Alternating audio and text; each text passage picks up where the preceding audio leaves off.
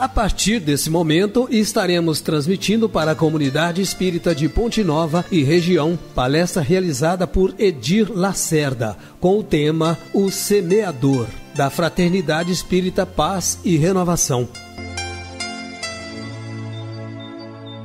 O semeador. Eis que o semeador saiu a semear. E quando semeava, uma parte da semente caiu ao pé do caminho, e vieram as aves do céu e comeram-na. A outra parte caiu em pedregais, onde não havia terra bastante, e logo nasceu, porque não tinha terra funda. Mas vindo o sol, queimou-se e secou-se, porque não tinha raiz. A outra caiu em espinhos e secou-se, porque não tinha raiz. A outra caiu em espinhos, e os espinhos cresceram e sufocaram-na. E a outra caiu em boa terra e deu fruto, uma a 100, outra a 60 e outra a 30. Quem tem ouvidos para ouvir, ouça. Essa parábola encontra-se em Mateus capítulo 13, versículo de 3 a 13, e em Marcos capítulo 4, versículo 3 a 12, e em Lucas capítulo 8, versículos 5 a 10. O que é uma parábola?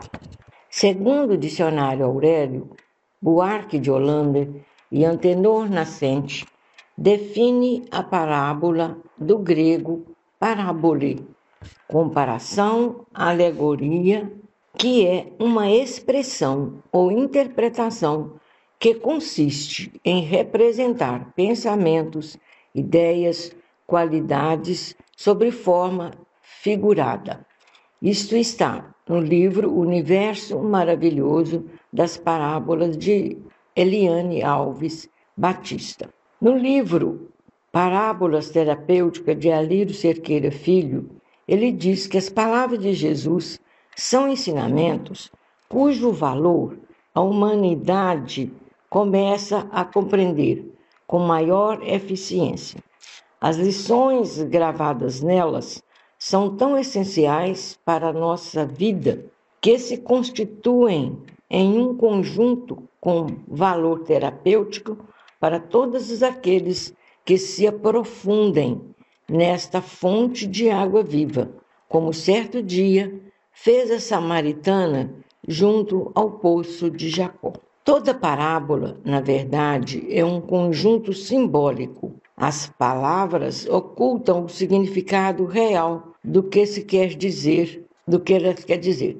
Das parábolas que se conhecem, as de Jesus são as mais ricas em simbologia. Podemos interpretar uma parábola de várias maneiras, de maneira superficial ou profundamente. Eliane Alves, no seu livro, diz que a pequena história servia para se tornar acessível ao povo que, indeléveis na memória, permaneciam vivos na tradição oral. Foi assim que os discípulos puderam recompor mais tarde, de memória, os ensinamentos que Jesus transmitiu ao povo inculto e para facilitar mais a compreensão das coisas espirituais. Jesus servia-se de comparações como o que ocorre na vida comum e nos interesses rotineiros do homem. Por isso, utilizava motivos naturais da vida diária, como a pesca, a colheita, a semeadura, as festas de casamento, o uso de moeda, o pastoreio, etc. E eis que o semeador saiu a semear. Diz-nos o evangelista Mateus que Jesus estava sentado junto ao mar naquele dia. Inspirado que estava diante da beleza do amor, fala-nos de um semeador qualquer. Podemos entender que ele falava dele mesmo. Este semeador não é um agricultor. O agricultor não sai a semear sem antes preparar muito bem a terra e escolher as melhores sementes e a época certa para correr a germinação. Este semeador de Jesus representa todo aquele que semeia as sementes do amor no coração do seu próximo. Seria muito importante que no nosso dia a dia, junto aos nossos familiares, amigos, vizinhos, no nosso trabalho, na instituição religiosas que frequentamos, semeássemos palavras de amor, fraternidade, amizade, alegria nesses dias em que estamos vivendo de muitas disputas, de muitas competições e de muito egocentrismo.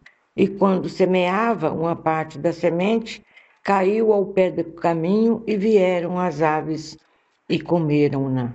Podemos observar aqui que Jesus está querendo chamar atenção não para o semeador em si, mas para o tipo de terreno em que a semente cai. Os diferentes tipos de terrenos simbolizam os diferentes perfis psicológicos de pessoas na sociedade. Na sociedade, temos pessoas que se comportam como se estivessem à beira do caminho, permanecem na periferia da vida e vivem de maneira superficial, sem comprometimento com a própria vida. Estão muito distante da verdade libertadora e vivem como autômatos, distante do real sentido da vida.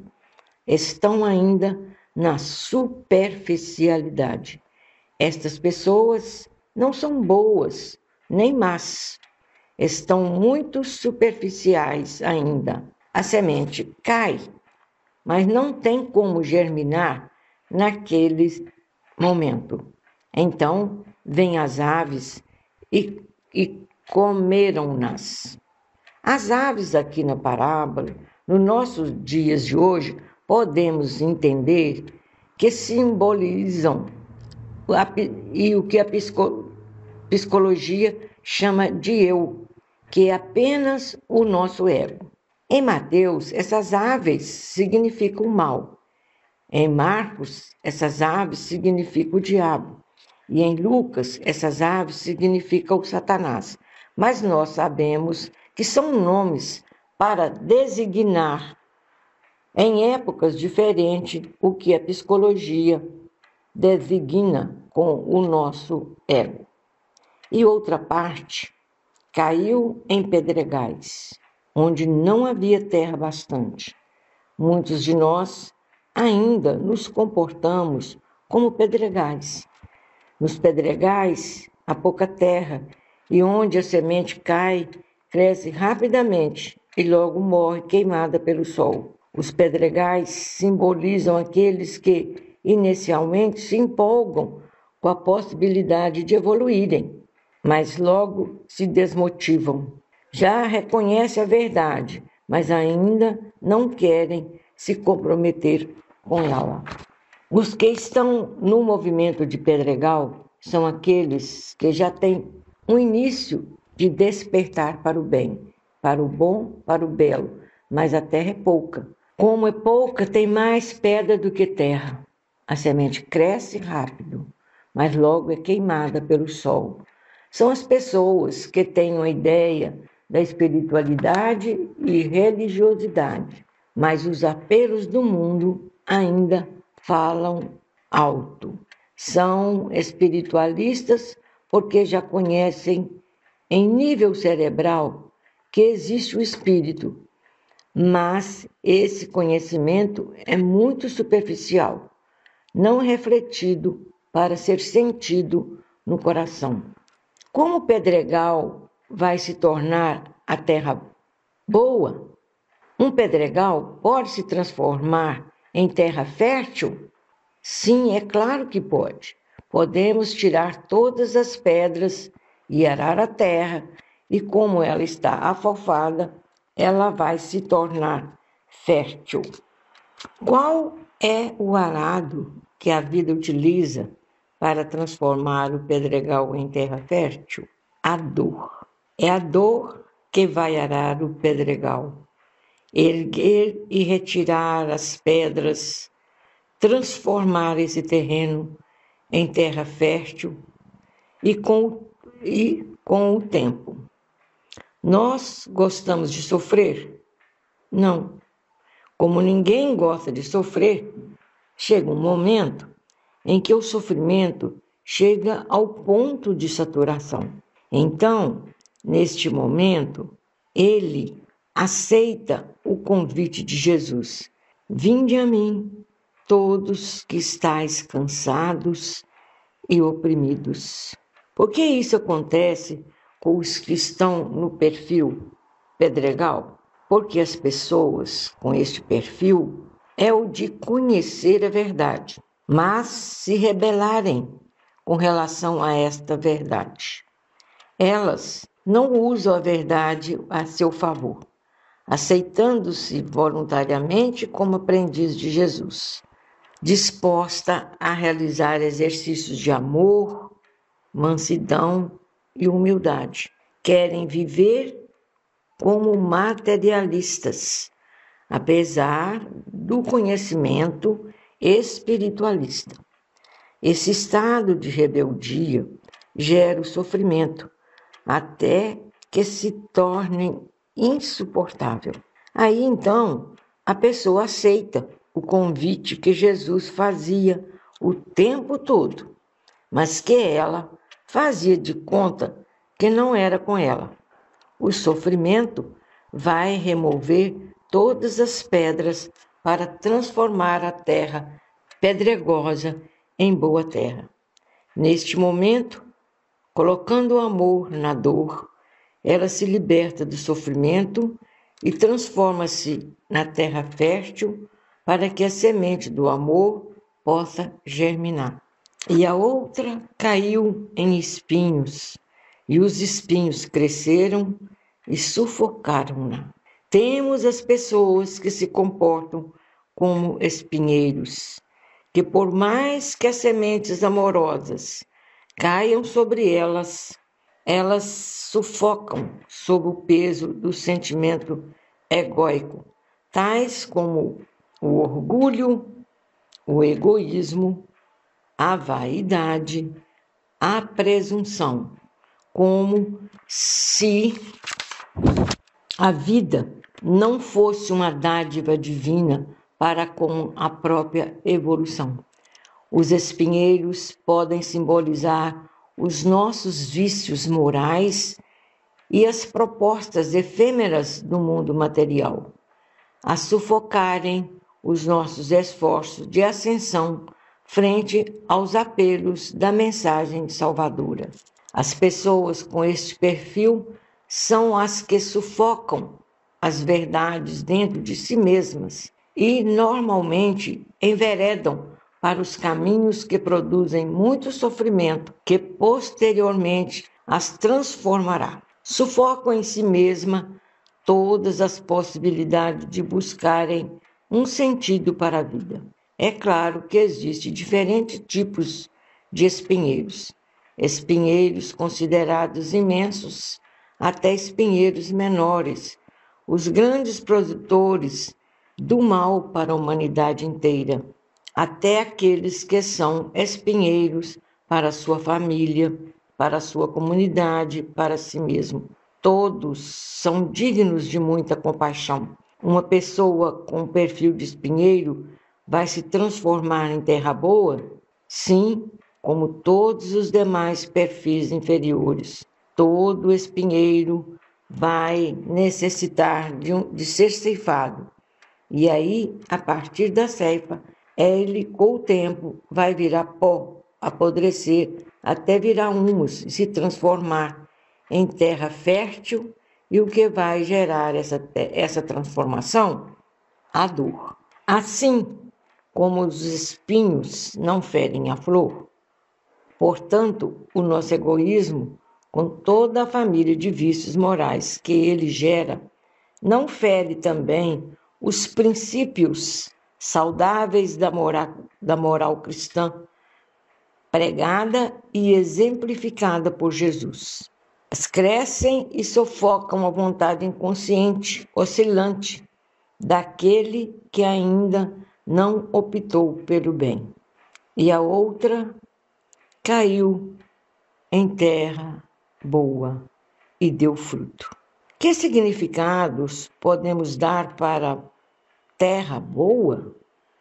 A terra boa simbolizam aqueles que já buscam um sentido para a própria vida, que a veem como uma dádiva divina para a sua evolução.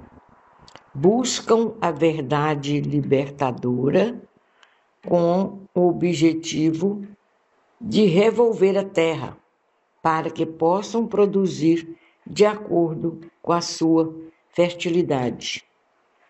A terra boa também pode significar o coração daquele que já está preparado para receber a semente, que é o Evangelho, e oferecer a ela os nutrientes necessários para seu desenvolvimento. A boa terra é o coração, bem preparado, consciente da necessidade de transformação. Um a 100, outro a 60 e outro a 30. Este percentual decrescente apresenta para nós um ensinamento precioso quando observamos a exemplo da parábola dos talentos que cada um de nós produz de acordo com a própria evolução. Ninguém dá o que não tem.